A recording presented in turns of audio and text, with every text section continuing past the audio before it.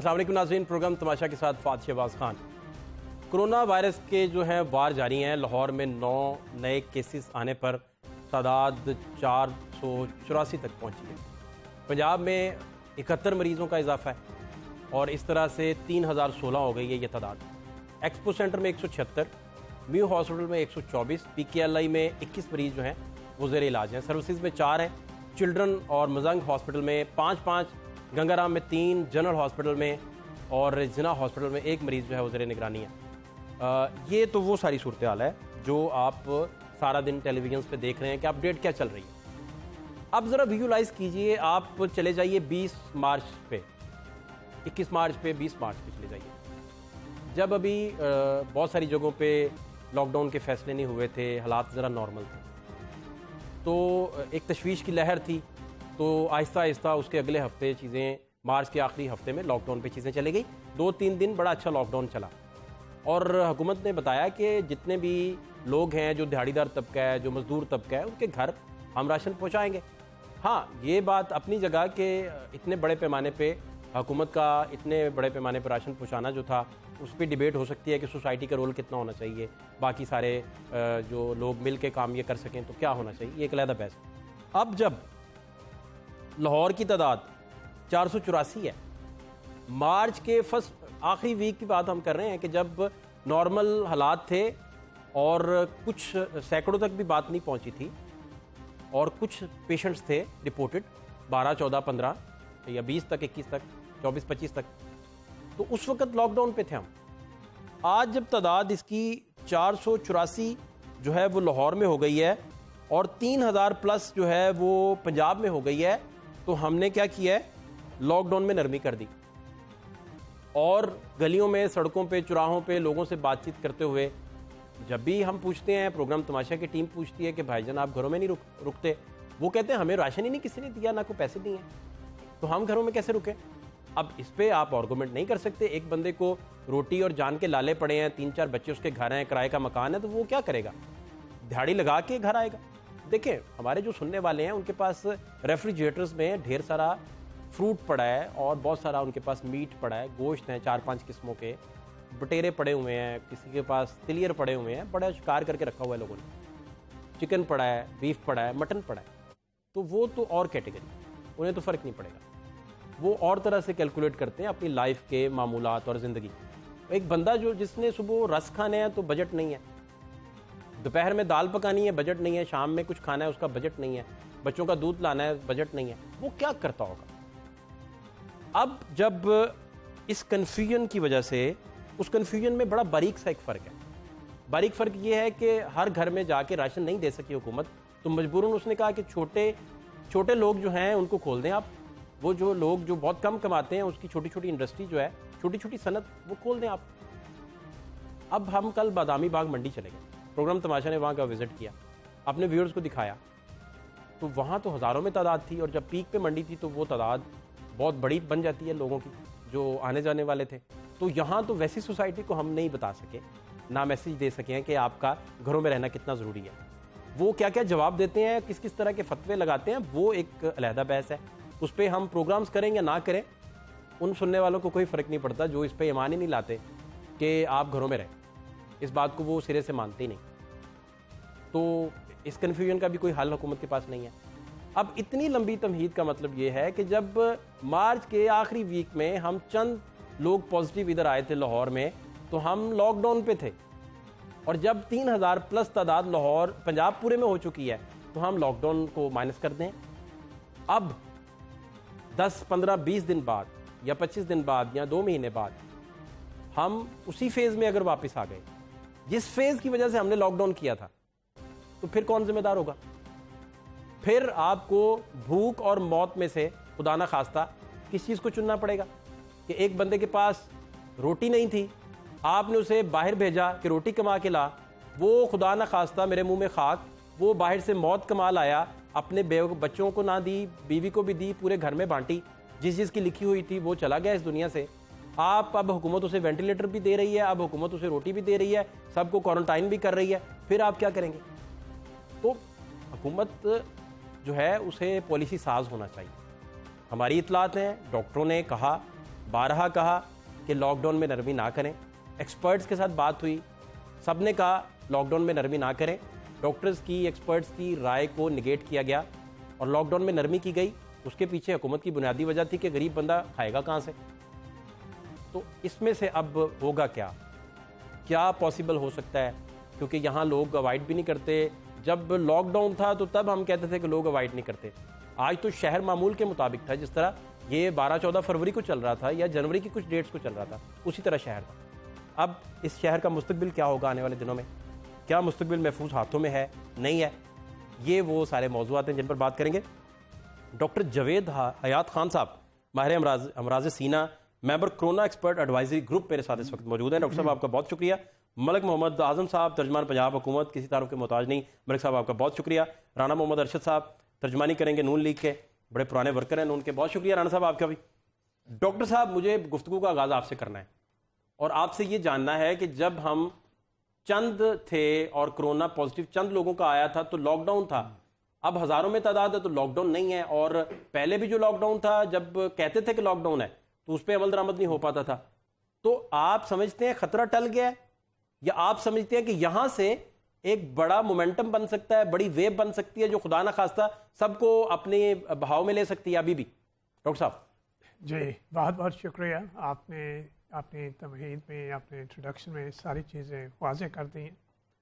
یہ ایک بہت بڑا آپ یہ کہہ سکتے ہیں رسک لیا گیا ہے۔ جیسے ہم نے بتایا کہ جب یہ لاک ڈاؤن کیا تھا اس وقت کافی حد تک یہ چیز انڈر کنٹرول تھی۔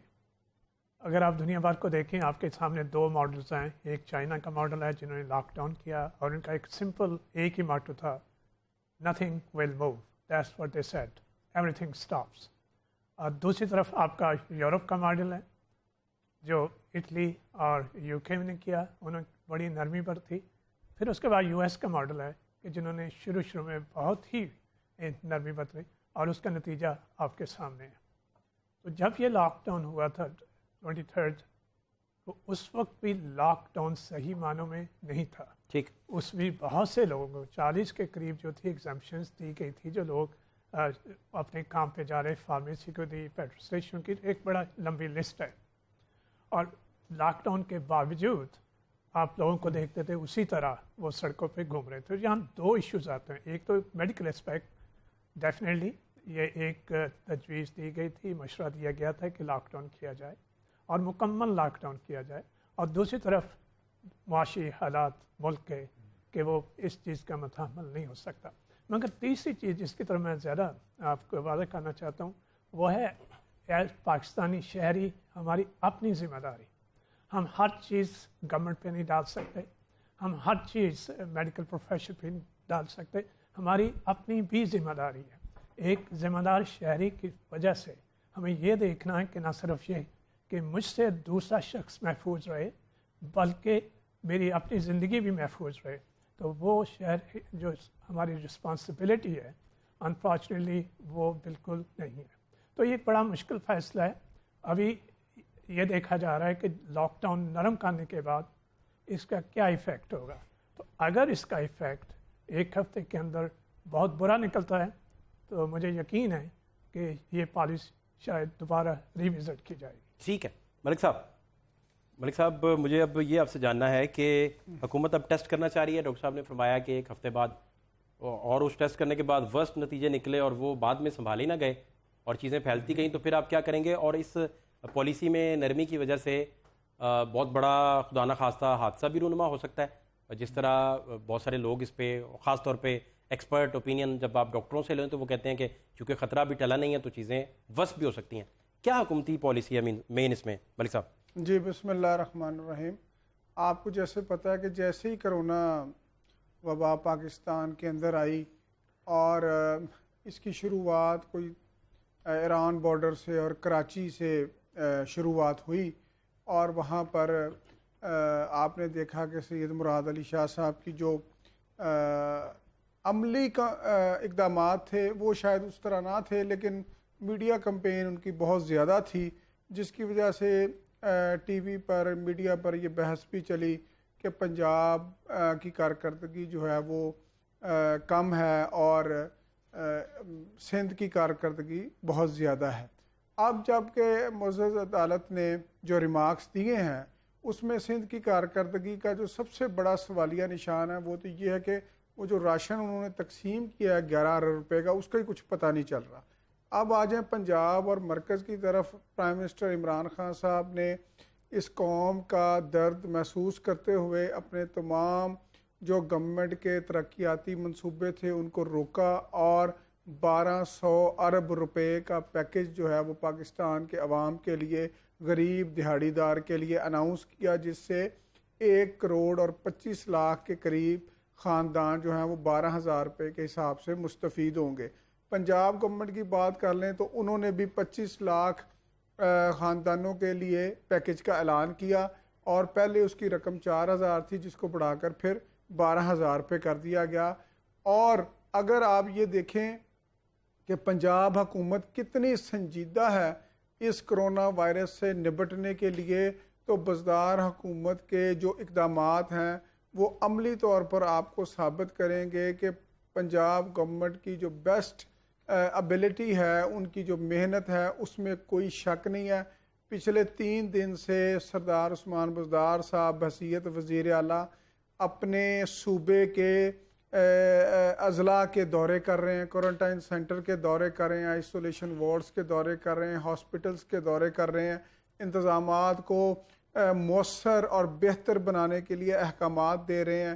انہوں نے ڈاکٹر یاسمین راشد صاحبہ جو ہماری سینئر لیڈر ہیں ان کے ذمے لگایا ہے. لاہور میں اگر آپ دیکھیں یا اوور آل پنجاب میں فہد صاحب آپ دیکھیں تو کرونا کے مریضوں کی تعداد اگر اس میں سے زائرین کی تعداد کو نکال دیا جائے تو وہ بہت حد تک آپ کہہ لیں انڈر کنٹرول ہے. یا انڈر کنٹرول کیا ہونی ہے، اللہ تعالیٰ کا فضل اور کرم ہے اس ملک پہ کہ ہمارے اس طرح یہ بیماری نہیں بڑھی جس طرح کے، میں میری گزارش سن لیں، جس طرح کے یورپ میں یا دوسرے ملکوں میں بڑھی ہے. اب آپ یہ کہہ رہے ہیں کہ اب اس کی حکمت عملی جو ہم نے نیکسٹ کی ہے اس کا امپیکٹ کیا ہوگا. تو میری گزارش یہ ہے کہ اگر اس میں فہد صاحب 2 باتیں بہت اہم ہیں. اگر اس قوم کے اندر انسانیت کا جذبہ نہ ہوتا، چیریٹی کا جذبہ نہ ہوتا، تو شاید حالات اتنے پرامن نہ ہوتے. ہم جیسے ایک ترقی پذیر ملک کے لیے اور اس صوبے کے لیے جس میں تقریباً 3 سے 4 کروڑ افراد کو کھانے کی ضرورت ہے، تو ہم ان لوگوں کے بھی شکر گزار ہیں جن لوگوں نے، جن این جی اوز نے کام کیا، جن صاحب ثروت لوگوں نے اللہ کی راہ میں دیا، جو گورنمنٹ دے رہی ہے. تو اب ہمارے پاس جو چیلنج درپیش ہے وہ یہ ہے کہ ہم نے کرونا کو بھی روکنا ہے اور ہم نے بھوک کو بھی روکنا ہے. آپ کسی عام شہری کسی گاؤں میں جائیں، آپ کسی غریب آدمی سے بات کریں تو آپ کے علم میں یہ بات آئے گی کہ کرونا اس کو بہت چھوٹی بیماری لگتی ہے اور گھر میں بلکتا بچہ جو ہے وہ اس کو بہت بڑا ایک سانیہ لگتا ہے. ٹھیک ہے، تو اس لیے ہمیں آپ کو یہ پالیسی اڈاپٹ کرنی پڑی. ٹھیک ہے رانا صاحب، ابھی اپوزیشن کی طرف سے رانا صاحب کیا آپ کا ویو ہے؟ اور اپوزیشن سے یہی خیال تھا کہ شاید وہ اگر مل کے کام نہیں کر سکیں گے تو شاید پیرلل بہت بڑے پیمانے پہ ڈیلیور کریں گے، یہاں کچھ ایسا میکانزم ہوگا، لیکن ایسی بھی کوئی صورتحال نہیں ہے. تو کیا انفیکٹ چل کیا رہا ہے رانا صاحب؟ بسم اللہ الرحمن الرحیم. فہد خان صاحب، میں آپ کا شکریہ ادا کرتا ہوں، آپ کے ٹی وی چینل کا اور آپ کی پوری ٹیم کا، کہ کرونا کے خطرناک وائرس کا مقابلہ کرنے کے لیے جہاں پر ڈاکٹرز، پیرامیڈیکل سٹاف، نرسیں، ہماری بیٹیاں ڈیوٹی دے رہی ہیں، وہاں پر آپ کا میڈیا بھی ہمت اور جرأت کا مظاہرہ کر رہا ہے. میں خان صاحب عرض یہ کرنا چاہتا ہوں کہ اس پر بالکل ہم پولیٹیکل پوائنٹ سکورنگ کی ہمیں ضرورت نہیں. ایشو یہ ہے کہ یہ انسانیت کا مسئلہ ہے، اور جب یہ وائرس آتا ہے تو آپ کو پتہ ہے کہ شہباز صاحب آؤٹ آف کنٹری تھے تو وہ فوری طور پر آئے، اور پہلے دن سے لے کر آج تک جو ہماری ڈیلی بیسس پر میٹنگز ہیں اس کا پوائنٹ آف ویو ایک ہی ہے کہ ہم نے دکھی انسانیت کے ساتھ کھڑا ہونا ہے اور مل کر کام کرنا ہے. آپ دیکھیں جو ہماری اے پی سی کی پرپوزل یا سجیشن تھی وہ بھی اسی طرح تھی، اور آج بھی ہم یہ کہنا چاہتے ہیں کہ جو نشتر میڈیکل کالج، جو نشتر ہاسپٹل ملتان، جو ہمارے مسیح ہیں ڈاکٹرز، اگر ان کی پروٹیکشن نہیں تو جو ایک دکھی انسان ہاسپٹل میں جاتا ہے اگر ایک بہادر سپاہی ہے لیکن اس کے پاس گن نہیں ہے، وہ کیسے اپنے دشمن کا مقابلہ کرے گا؟ وہاں پر دیکھنا 20 25 26 لوگ جو ہیں وہ ڈائیگنوز ہو چکے ہیں. پھر آپ کا پی ایچ سی لاہور، جو لاہور کا دل ہے پورے پنجاب پورے پاکستان سے، جو ہارٹ پیشنٹ ہے وہ وہاں پر آتے ہیں، وہ ڈائیگنوز ہو چکے ہیں. مائی پوائنٹ از، میں یہ عرض کرنا چاہتا ہوں، اور میں ڈاکٹرز کو خراج تحسین پیش کرتا ہوں، ان کے ساتھ ساتھ افواج پاکستان کے وہ بیٹے جو ہمت اور جرت کے ساتھ ڈیوٹی دے رہے ہیں، پنجاب پولیس، تمام پولیٹیکل فورسز کے لوگ جو ڈیوٹی دے رہے ہیں، میں ان کا شکریہ ادا کرنا چاہتا ہوں. لیکن میں عرض یہ کرنا چاہتا ہوں، جو آپ نے اپنے انٹرو میں بات کی 20 مارچ 25 مارچ کو آپ ڈیٹا دیکھیں کتنے مریض تھے اور پنجاب میں کتنے تھے، 5 تھے، 10 تھے، 25 تھے. آج پنجاب کی تعداد 3000 کراس کر چکی ہے. یہ مجھ جیسے ایک پولیٹیکل ورکر کے لیے انتہائی پریشانی کا لمحہ ہے کہ ایک عام دیہات میں بیٹھا ہوا شخص وہ کدھر جائے، کہاں سے ٹیسٹ کروائے. آپ کے لاہور میں جو مین ہاسپٹل پہلے 2 تھے، اب غالباً 5 ہو چکے ہیں. ڈائیگنوز کٹس جو ہیں، میں یہ عرض کروں گا کہ گورنمنٹ آف پاکستان، بالخصوص میں چیئرمین انڈیا میں جنرل افسر صاحب کو اپریشیٹ کرتا ہوں، جنہوں نے ہمت اور جرت کی دن رات ایک کیا، اور غالباً 7 جہاز جو ہیں وہ چائنا سے سامان لے کر پاکستان پہنچ چکے ہیں. لیکن ایشو یہ ہے کہ ان مریضوں کو کنٹرول کیا کس نے کرنا ہے؟ جو میرے بھائی ملک صاحب نے پوائنٹ آؤٹ کیا، تافتان، بالکل میں بھی عرض کروں گا، زائرین جو تھے وہ بھی ہم میں سے تھے، لیکن ان کی پراپر پروٹیکشن، ان کا میڈیکل چیک اپ بھی گورنمنٹ نے ہی کرنا تھا. وہ گورنمنٹ کی ذمہ داری ہے. تافتان سے ان کا آنا، 20 دن ملتان میں رکھنا، اور جو وہاں سے 268 جو زائرین تھے ان کے ٹیسٹ ہوئے، بعد میں ان کو بھیج دیا گیا اور پھر وہ پازیٹیو نکل آئے. آج آؤٹ آف کنٹرول ہو گئے. آپ کی لاہور میں سکندریہ کالونی میں کیا ہوا؟ ایک گلی میں غالباً 46 لوگ جو ہیں، ایک سے دوسرا، دوسرے سے تیسرا. اس لیے میں عرض کرنا چاہتا ہوں، گورنمنٹ مہربانی فرمائے. عثمان بزدار صاحب ہمارے پرانے ظاہر ہمارے ساتھی تھے، اچھی بات ہے ہیلی کاپٹر پہ آنا جانا اچھی. بھئی ہیلی کاپٹر پہ بیٹھنے سے وہ کرونا نہیں ملے گا. کرونا کو تو ہمیں گلی میں دیکھنا، جہاں پر ایک غریب آدمی ٹیسٹ کرائے تو کہاں سے اس کو ٹیسٹ ڈائیگنوز کٹ کس نے دینی ہے؟ گورنمنٹ آف پاکستان، اور اس کے بعد صوبائی گورنمنٹس نے دینی ہے. وہ سندھ ہو یا پنجاب ہو یا خیبر پختونخوا.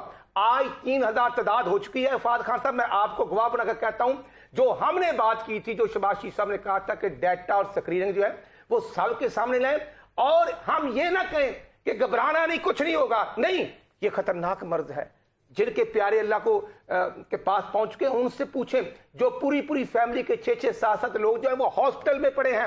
یہ گجرانوالا ایک پاکستانی آتا ہے لندن سے، تفسیر خان، اور وہ آتا ہے، اس کی بیوی کو اس سے لگتا ہے، وہ غالباً 25 مارچ کو آتا ہے. اس کی بیوی کے بعد اس کے بچے 2 سال 3 سال کے، ان کو پوری فیملی کو، اس کے والد کو، اور وہ آپ کے ڈی ایچ کے گجرانوالے ہاسپٹل میں ہیں. اس لیے میں یہ عرض کرنا چاہتا ہوں، ڈاکٹرز کی پروٹیکشن کٹس ہونی چاہیے تاکہ وہ اپنی سیفٹی کر سکیں. اور اس کے بعد ڈسٹرکٹ اور تحصیل لیول پر گورنمنٹ جو ہے وہ مہربانی فرما کر ڈائیگنوز کٹس یہ پرووائڈ کرے، تاکہ ہر فیملی، ہر شخص کا جو مفت اور یہ فری ٹیسٹ ہونا چاہیے.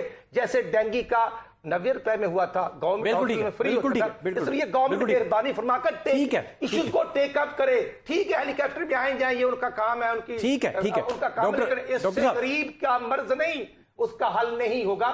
وہ بالکل میں سمجھ گیا آپ کی بات، میں سمجھ گیا آپ کی بات، میں آپ کی بات سمجھ گیا سر. ڈاکٹر جاوید صاحب، جب بھی خاص طور پر حکومتی ترجمان سے ہم بات کریں یا پولیٹیشنز کے ساتھ بات کریں، ایون پرائم منسٹر صاحب فرما رہے تھے کہ ہماری تشویش بڑھ جاتی اگر یہ تعداد 200 تک ہو جاتی لوگوں کی کیجویلٹیز کی. پھر آج جو وزیر اعلیٰ سندھ ہیں وہ فرما رہے تھے کہ بہت ساری ڈیتھس جو ہیں وہ پہنچی نہیں، ہم تک رپورٹ نہیں ہوئی. مطلب ایک جگہ انہوں نے فرمایا کہ 15 لوگ ہم نے اسی پروٹوکول سے دفن کیے جس طرح وہ کرونا پیشنٹس ہی ہیں.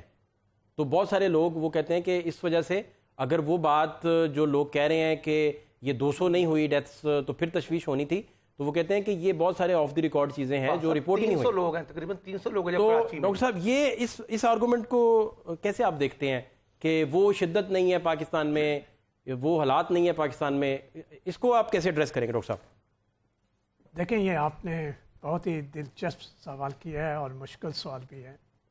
دنیا بھر میں، پاکستان کو ایک طرف چھوڑیے، جب کوئی جو ڈیتھس ہو رہی ہیں، فار ایگزامپل UK میں جو ڈیتھس ہو رہی ہیں، जब कोई डेथ होती है और उसमें कोरोना पॉजिटिव है, क्वेश्चन ये होता है कि क्या वो डेथ कोरोना की वजह से हुई है या क्या वो डेथ उसके अंडरलाइन कोई और बीमारी थी, जैसे उसे लंग्स प्रॉब्लम है, उसे जिगर का मसला है, उसे दिल का मसला है, उसका डायबिटीज़, हाइपरटेंशन, उसकी वजह से हुई है, या कि अनरिलेटेड टोटली दोनों की वजह से हुई है। तो इस तरह से, मगर जनरली जो कहा गया है कि अगर कोई मरीज़ दाखिल हुआ और उसकी डेथ हो गई है, उसका कोरोना पॉजिटिव है, तो अज्यूम किया जाए कि वह कोरोना की वजह से हुई है।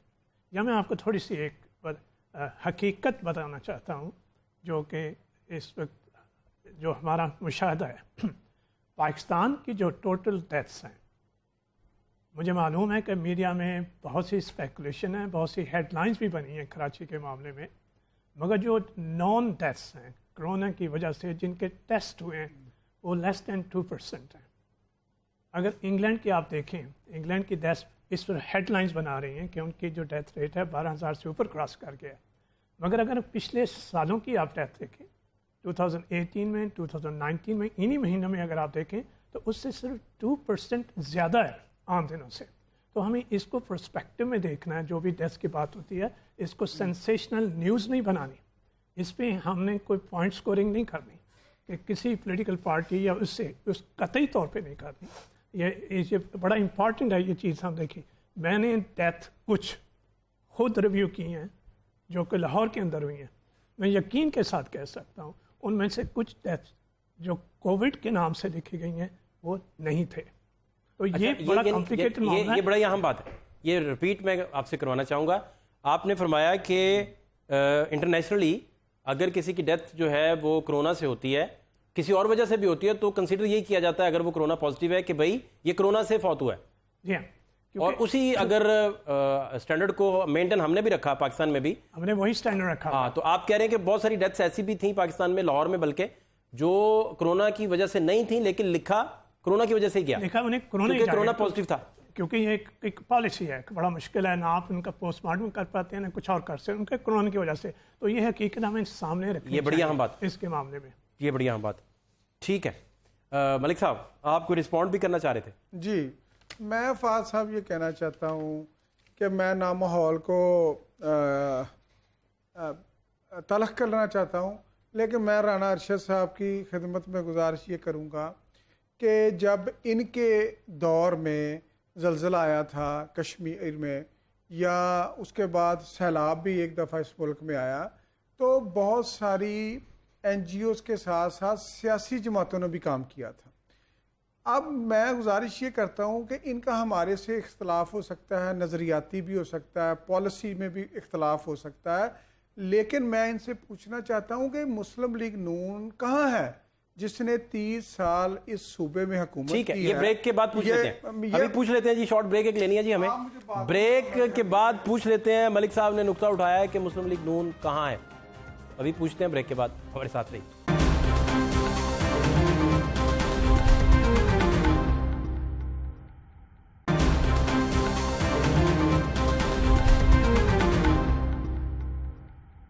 ब्रेक के बाद खुश आमदीद। ब्रेक से पहले मलिक साहब पूछ रहे थे नून लीग किधर है, तो मलिक साहब पहले तो आप ही बताएं क्योंकि आपकी अभी बारी है, तो नून लीग से तो मैं बाद में पूछता हूँ। जी, मैं गुजारिश ये कर रहा था कि तनकीद करना तो बहुत आसान है, जैसे मैंने आपके से पहले भी अर्ज़ की कि कश्मीर का ज़लज़ला हो या सैलाब हो, तो पाकिस्तान की पॉलिटिकल पार्टीज़ ने बेइंतहा काम किया। आज 30 साल बरसे इक़्तिदार रहने वाली मुस्लिम लीग नून आज बहसीयत सियासी जमात कहाँ पर है? और मुस्लिम लीग नून ने जो किट्स दी हैं उस डिब्बे में से एक साबुन की टिकिया और एक छोटा सैनिटाइज़र और एक 10 रुपये वाला मास्क निकला। तो मैं ये चाहता हूँ कि आप अमली तौर पर पाकिस्तान की तमाम सियासी जमातें इस कौमी सानिया का मुकाबला करें। और जहाँ तक राना अरशद साहब मोहतरम ने बात की है किट्स की फराहमी की, आप देखें कि पाकिस्तान के वज़ीर आज़म ने कौम के दर्द को यकसा महसूस करते हुए डिज़ास्टर मैनेजमेंट को ये सारी जिम्मेदारी दी। लेफ्टिनेंट जनरल साहब जिसके हेड हैं, और जितना भी सामान बैरून मुल्क से, चाहे वो किट्स हों, चाहे वो मास्क हों, चाहे वो N95 ماسک ہوں, چاہے وہ وینٹیلیٹرز ہوں, وہ پہلے سینٹر میں آتی ہے اور پھر تقسیم ہوتی ہے مساوی طور پر صوبوں میں. اس میں کسی صوبے سے کوئی امتیازی سلوک برتا نہیں جاتا. اگلی بات میں یہ کہتا ہوں کہ دنیا کے جدید ترین سہولیات سے مزین جو ملک ہیں جن کا ہیلتھ سسٹم جو ہے وہ آؤٹ کلاس قسم کا ہیلتھ سسٹم ہے, جس میں امریکہ, انگلینڈ, اٹلی وغیرہ شامل ہیں, وہ اس وبا کے آگے فیل ہو چکے ہیں. اور اٹلی کا وزیر اعظم روتے ہوئے آسمان کی طرف دیکھتا ہے کہ دنیا میں جو ہم نے کرنا تھا وہ کر سکتے تھے, وہ کر لیا, اب یا اللہ پاک تو کوئی رحم کر. تو اس کو میں اس بات کو کہہ کے اپنی ذمہ داری سے ہم فرار نہیں حاصل کر رہے. میں صرف یہ کہہ رہا ہوں کہ یہ ایک عالمی وبا ہے اور پوری دنیا اس کی لپیٹ میں ہے. لاکھوں لوگ, 1 لاکھ سے زیادہ لوگ اس میں فوت ہو چکے ہیں اور پوری دنیا کا جدید سسٹم اس کے آگے فیل ہو چکا ہے.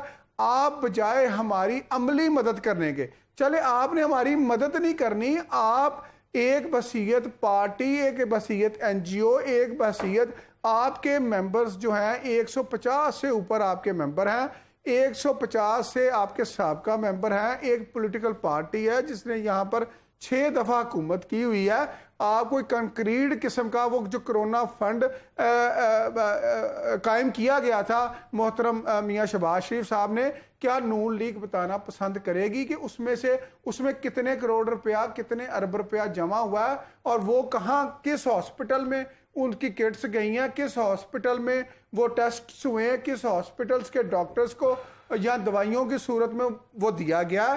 ایک طرف کریڈیبلٹی دیکھیں عمران خان صاحب کی, وہ کسی ٹی وی پر بیٹھتے ہیں اور 2 گھنٹے کے اندر 50 کروڑ روپیہ جمع ہو جاتا ہے, پھر ٹی وی پر بیٹھتے ہیں, پھر 25 کروڑ روپیہ جمع ہو جاتا ہے, پھر بیٹھتے ہیں, پھر کروڑوں روپیہ جمع ہو جاتا ہے. ایک طرف مسلم لیگ نون کے قائدین ہیں, وہ کرونا فنڈ قائم کرتے ہیں, اور رانا ارشد صاحب جو اس وقت نمائندگی کرتے ہیں انہوں نے بھی شاید 5 روپے جمع کرائے ہیں یا نہیں کرائے. تو میں یہ گزارش کرتا ہوں کہ آئیں مل کر اس قوم کو اس وبا سے نجات دلوائیں. ٹھیک ہے فاض صاحب, اللہ تبارک و تعالی وحدہ لا شریک, جس کے قبضے میں ہم سب کی جان ہے, بے شک, اور سردار دو جہاں رحمت للعالمین کے صدقے پاکستان پر اور پوری مسلم امہ اور پوری انسانیت پر اللہ تعالی رحم فرمائے. ایشو یہ ہے کہ آج کا پرائم منسٹر جو ہیں وہ اوورسیز سے کہہ رہا ہے پیسے دے دیں. یہ نہیں سوچنا کہ جو اوورسیز میں پاکستانی اللہ کو پیارے ہو چکے ہیں ان کی ڈیڈ باڈی 15 سے 20 دن وہاں پڑی ہوئی ہے, وہ لانے کی وہ بات نہیں کریں گے. اور وہ 3 ماہ پہلے تو آپ نے کراچی کے شوکت خانم کے لیے قوم سے پیسے مانگ رہے تھے, اس سے پہلے وہ جو پرائیویٹ شوکت خانم پشاور میں اس کے لیے پیسے مانگ رہے تھے, پھر وہ نول یونیورسٹی کے لیے مانگتے ہیں. آج ایشو یہ ہے الحمدللہ ہماری لیڈرشپ میاں نواز شریف صاحب کی ڈائریکشن پر, جو شہباز شریف صاحب نے ممبران سینٹ, ممبران قومی اسمبلی اور 166 ممبران صوبائی اسمبلی, ہم نے اپنے ملک صاحب اپنے اسپیکر جو ان کا اتحادی اسپیکر ہے ان سے پوچھ لیں کہ ہمارے 166 MPs نے پوری سیلری, اور وہ آپ دیکھ لیں کہ اگر 1 لاکھ سے اوپر ہے تو وہ کروڑوں میں جاتی ہے, وہ جمع کروا دی ہے. اور ہم نے جو 20,000 ڈاکٹرز کے لیے پروٹیکشن کٹس دی تھی, جو بلوچستان میں گورنمنٹ, فیڈرل گورنمنٹ اور صوبائی گورنمنٹ ڈاکٹرز کو ڈنڈے مار رہے تھے کہ آپ کیوں نہیں مر رہے, مرنے والوں کو نہ بچاؤ خود بھی مر جاؤ, ان کی پروٹیکشن کے لیے کٹس بھی الحمدللہ میڈیا نے دیکھا کہ ہم نے پنچایت جو ملتان میں ہوا, ہم نے تو کل کی ملتان میں بھی بھجوا دیا.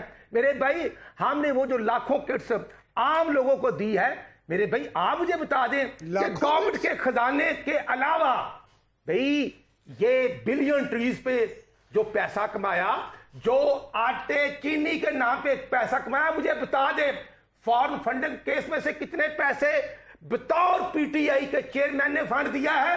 1 روپے نہیں دیا, اور اگر دیا تو پوری دنیا ٹی وی کے وسائل سے پوری قوم کو دکھائیں.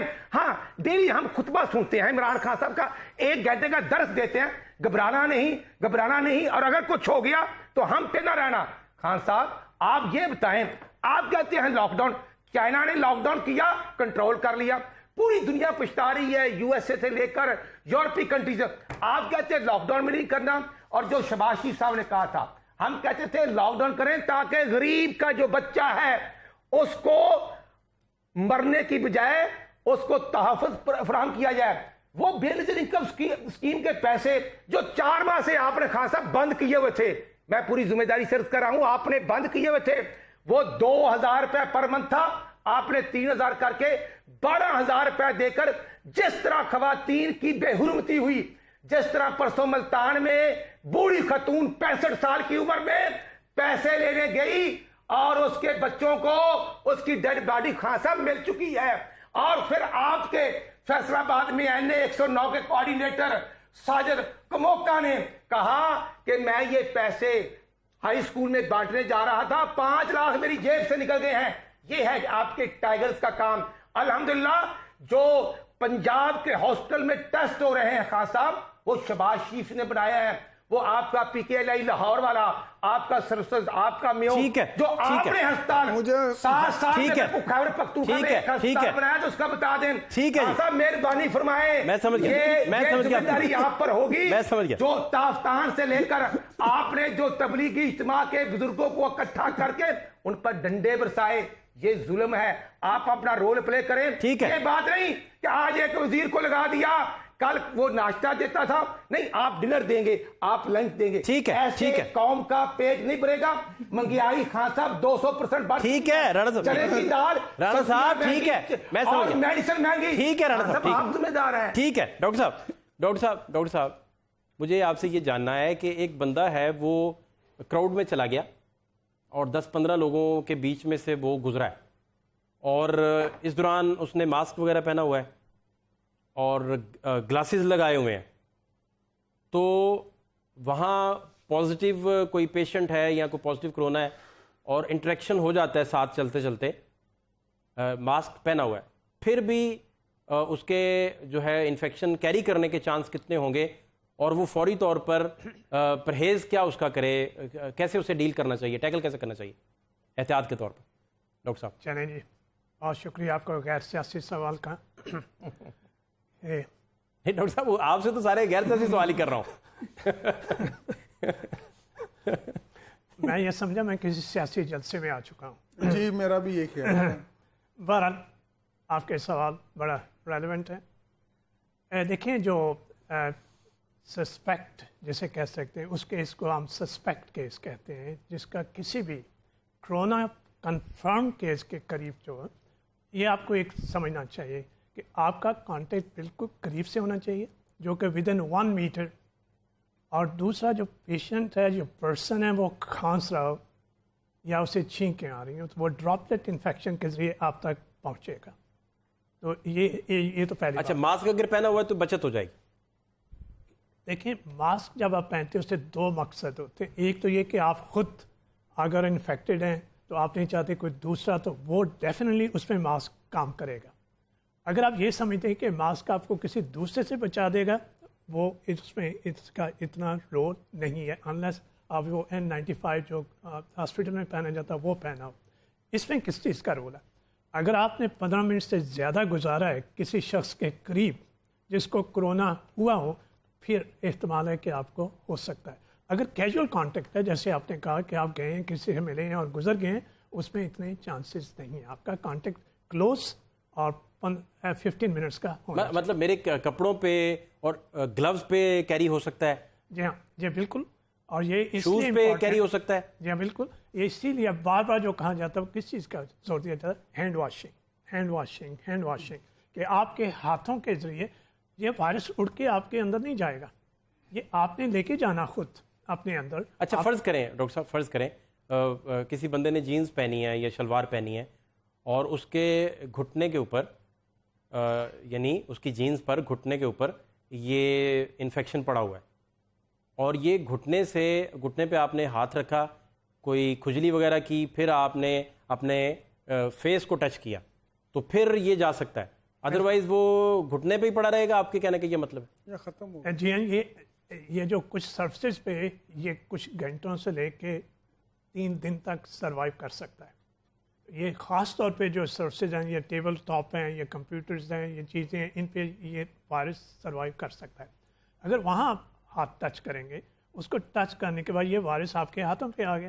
اب وہی ہاتھ اپنے آنکھ کی طرف, ناک کی طرف یا منہ کی طرف لے کے جائیں तो वायरस ट्रांसमिट हो सकता है। वैसे वो पड़ा रहेगा तो आपको कोई नुकसान नहीं डॉक्टर साहब, रहेगा। इसमें कैजुअल लोग इस तरह करते हैं कि टेबल की सरफेस पे हाथ टच किया और उसे बालों पे फिर लेते हैं, बालों का हेयर स्टाइल ठीक करने के लिए मोस्टली, तो वो अब बालों पे चला गया, तो उससे फिर वो नाक और आपकी आंखों के जरिए जा सकता है, उससे भी ट्रांसमिट हो सकता है। बात तो थोड़े से दूर है, ये आपकी नाक, आपकी आंखों और आपके मुंह के करीब। अच्छा, यानी सारा दिन एक बंदा जो है वो काम कर रहा है, गुजर रहा है, इंट्रैक्शन से तो वो परहेज करे, मीटरों की दूरी भी रखे जितना एसओपीज के मुताबिक है। आपके कहने का मतलब है कि अगर लोग सारा दिन अपने चेहरे को टच ना करें जी हाँ, और उसकी एहतियात बरतते रहें तो बहुत सारे इश्यूज कम हो सकते हैं, बचत हो सकती है, आप ये कह रहे हैं। जी हाँ बिल्कुल। ऑन एवरेज एक बंदा जो है ना 15 से 20 दफ़ा अपना चेहरे को टच करता है 1 घंटे में। ये होता है हम लाशौरी तौर पे अपने ठीक है, चेहरे पे हाथ लगाते हैं। ठीक हो गया, इससे ठीक हो बचना चाहिए। मैं डॉक्टर साहब से बड़े अहम तरीन सवाल इस वजह से भी किए कि मलिक साहब ने कहना है कि मुझसे एक लाइन सुनते हैं तो ब्रेक आ जाती है, तो मैंने कहा बड़े आराम से इनको मौका दें, चूँकि राना साहब ने प्रोग्राम तमाशा को आज सियासी जलसा बना दिया। शॉर्ट ब्रेक, हमारे साथ रहिए।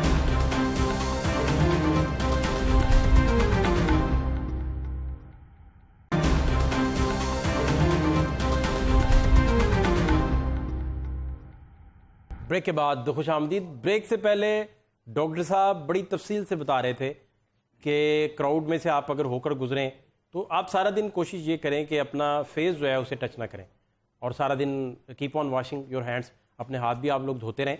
और इसमें लॉकडाउन की पॉलिसी में नरमी से इसके वर्स्ट क्या नताइज निकलेंगे या पॉजिटिव नताइज क्या निकलेंगे, ये वो तारीख नहीं है जो चंद सालों बाद बयान होगी। ये 10, 15, 20 दिन में ही मुअर्रख तारीख जो है वो सामने रखना शुरू कर देगा कि हुकूमत कहाँ ठीक थी, कहाँ गलत थी। मलिक साहब, आपने कुछ राना साहब की बात का भी रिस्पॉन्ड करना है। मैं तो फाहद साहब, मुझे तो ऐसा ही लगा जैसे मैं जलसे में हूँ और राना अरशद साहब सियासी तकरीर फरमा रहे हैं। बहरहाल उनका अपना स्टाइल है, उनके पास जमहूरी हक है, वो जैसे भी बात करें, लेकिन मैं इनका शुक्रगुजार हूँ कि इन्होंने मुझे याद करा दिया कि 30 साल हुक्मरानी करने वाले मोहतरम राना अरशद साहब की जमात ने जितने वेंटिलेटर्स हमें दिए उसका भी पता चल गया, जो हेल्थ का निज़ाम जिसकी धज्जियाँ उड़ी हुई थी वो भी पब्लिक के सामने आ गया, जो अरबों रुपए के ये कह रहे थे हमने हॉस्पिटल्स बनाए हैं और जो वार्ड्स हैं उनकी भी सबके सामने कारकर्दगी आ गई। तो इससे इस कोरोना ने बहुत सारे लोगों को और उनकी कारकर्दगी को बेनकाब कर दिया, क्योंकि मुस्लिम लीग नून का एक मिजाज है और एक उनकी आदत है कि इन्होंने इलाज जो है वो लंदन से कराना होता है, इसलिए इनको तो फिक्र नहीं है यहाँ पर। और मोहतरम ने जो फिर एक गैर मुनासिब इल्ज़ामात पाकिस्तान के वज़ीर आज़म पर लगाया जिसकी क्रेडिबिलिटी सारी दुनिया में है। और मैं आपकी खिदमत में बताना चाहता हूँ कि शौकत खानम लाहौर में सिर्फ पीटीआई वालों का इलाज नहीं होता, वहाँ पाकिस्तान के गरीब आदमी का मुफ्त इलाज होता है। कराची में जो हॉस्पिटल बन रहा है उसमें कराची के रहने वाले लोगों का फ्री इलाज होगा। जो पेशावर में कैंसर हॉस्पिटल बना है वहाँ पर खैबर पख्तूनख्वा के गरीबों का इलाज होता है। आप मुझे ये बताएं कि इस तरक्की पजीर मुल्क के जिसका डेफिसिट आपको पता है, जिसके फॉरेन रिजर्व्स आपको पता है, जिसकी एक्सपोर्ट का फिगर आपको पता है, कभी किसी हालत में पाकिस्तान की किसी गवर्नमेंट ने 25% भी इस रिलीफ पैकेज का अनाउंस किया हो?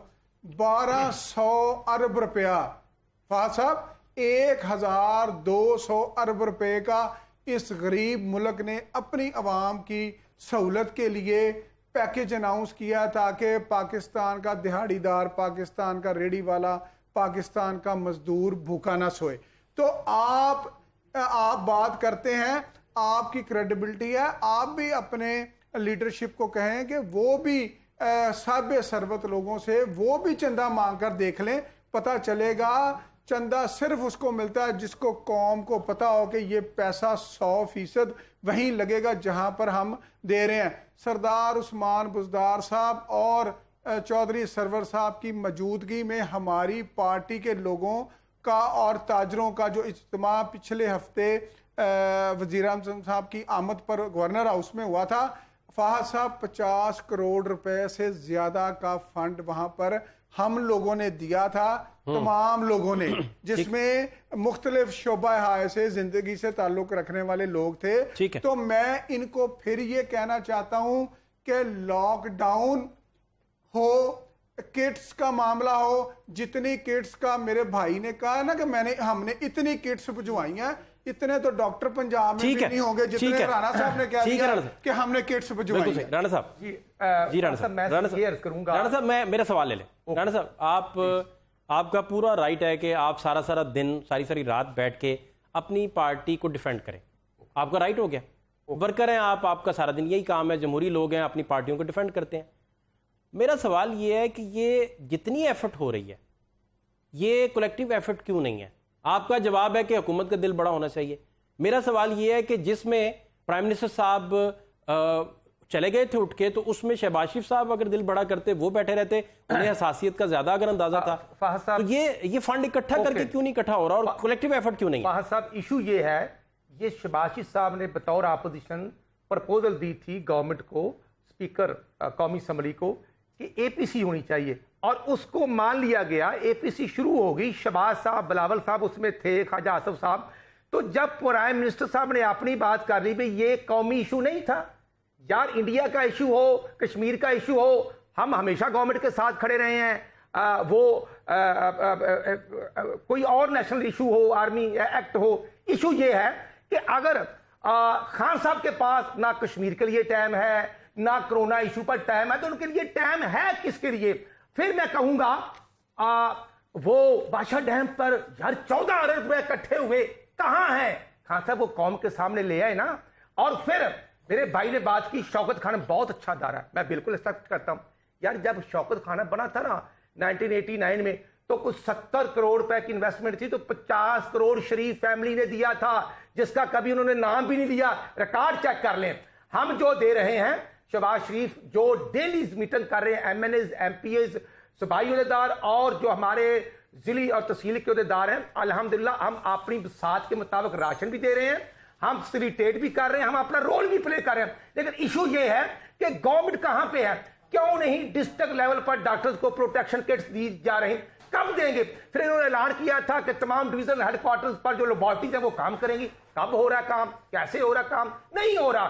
اگر آپ ڈائیگنوز کرنے والی کٹس نہیں پرووائڈ کریں گے، ٹیسٹ کی سہولت نہیں دیں گے، یہ یورپی کنٹری یا امریکہ میں کیوں تعداد بڑھ گئی؟ تاکہ فوری طور پر سب کے ٹیسٹ ہوں، جو پیشنٹ ہے ان کا پراپر ٹریٹمنٹ ہو سکے. خان صاحب، میں آپ کا شکریہ ادا کرتا ہوں، میں پیرامیڈیکل سٹاف ڈاکٹرز کا شکریہ ادا کرتا ہوں، اور حکومت اپنا کام کرے، ہم ان کا بھی شکریہ ادا کریں گے. بالکل صحیح، لیکن جو سندھ میں ہو رہا ہے، سندھ میں اقدامات ہو رہے ہیں، لیکن آج سارا دن انفارمیشن منسٹر سے لے کر سندھ پر پچھاڑ ہوتی رہی ہے. کل کہہ رہے تھے 98% صوبے متفق ہیں. تو خان صاحب ذرا ٹھیک ہے ڈاکٹر صاحب، اوکے ہو کیا رہا ہے؟ میں سمجھ گیا. ڈاکٹر صاحب، مجھے آپ سے یہ جاننا ہے کہ ابھی کیا آپ کی ایڈوائز ہے اس کو، چونکہ لاک ڈاؤن میں بھی نرمی ہے، لوگ سڑکوں پہ بھی ہیں، دیہڑی دار مزدور باہر بھی ہیں، کچھ صنعتیں ان کی کھل بھی گئی ہیں، تو ابھی لوگ کیا کریں؟ کیا ایڈوائز ہے، اوپینین، ایکسپرٹ اوپینین آپ کی کیا ہے؟ جی بالکل، یہ بہت ہی زیادہ اہم ہو جاتا ہے کہ جب ایک لاک ڈاؤن کسی حد تک ریلیکس کر دی گیا ہے کہ اس کی ذمہ داری گورنمنٹ کے علاوہ ہمارے اوپر بھی آ جاتی ہے ایز اے سٹیزن. پہلی تو وہ یہ پریکاشنس، وہی دو چیز پریکاشن کا، ڈراپلیٹ انفیکشن، کہ جب آپ کھانس رہے ہوں. اچھا ڈاکٹر صاحب، اس میں کتنی حقیقت ہے کہ اگر کوئی بندہ کھانسا ہے اور وہ ہوا میں بھی معلق رہتا ہے یہ انفیکشن جو ہے؟ جی ہاں، تھوڑی دیر کے لیے. دیکھیں، یہ آپ یہ سمجھنے کی چیز ہے کہ جو ڈراپلیٹس ہوتے ہیں، جو قطرے ہوتے ہیں، جتنی دیر وہ ہوا میں معلق رہتے ہیں، وائرس اس کے اندر ہوتا ہے، وہ فوراً جب سیٹل ہو جاتے ہیں سرفیس پہ، پھر وائرس اس کے سمیت سرفیس پہ. کتنی دیر لیتے ہیں یہ سیٹلنگ ہونے کے لیے؟ کوئی اندازہ ہے، ٹائم فریم اس کا کوئی ہے؟ اسے just less then a minute, فوری طور پہ گر جاتا ہے نیچے وہ. اگر اس دوران آپ اس کے ریڈیس کے اندر ہیں، جو کہ اب آج پہلے 3 فٹ تھا، اب 6 فٹ تک چلا گیا، 2 میٹر کے اندر ہیں، تو اس بات کے چانسز ہیں کہ آپ اس جو وائرس کو، اس ڈراپلیٹ کو انہیل کر لیں گے، پھر آپ کو خطرہ ہے کہ آپ نے وہ وائرس انہیل کر لیا. پھر اس کا جب سرفیس گر جاتا ہے، پھر آپ کے وہی ہینڈ واشنگ والا آ جاتا ہے، جب وہ کانٹیکٹ کریں گے اور اپنے ہاتھوں کی طرف لے کے جائیں گے، تو پھر تو بات اس پہ اس لاک ڈاؤن جو اس میں نرمی ہے، تو اس چیز کا آپ نے خیال رکھنا ہے. دوسرا، کراؤڈڈ پلیسز پہ آپ نے اس کو اوائڈ کرنا جتنا آپ کر سکیں وہ بالکل آپ نے ٹھیک ہے. بہت شکریہ ڈاکٹر صاحب آپ کا شکریہ, ملک صاحب شکریہ, رانا صاحب آپ کا بہت شکریہ. اور لاک ڈاؤن کو بہت زیادہ نرم کرنے کی پالیسی جو ہے اسے کوئی 3-4 سال میں نہیں پتہ چلے گا, چند ہفتوں میں, چند دنوں میں پتہ چل جائے گا کہ یہ ڈیسیجن پازیٹیو ہے یا ورسٹ ہے, یا اس کے بعد دوبارہ حکومت کو سخت والے لاک ڈاؤن پہ جانا پڑے گا. کچھ دن بعد پتہ چل جائے گا. فاتح شہباز خان کو اجازت دیجیے, اللہ نے کے بعد.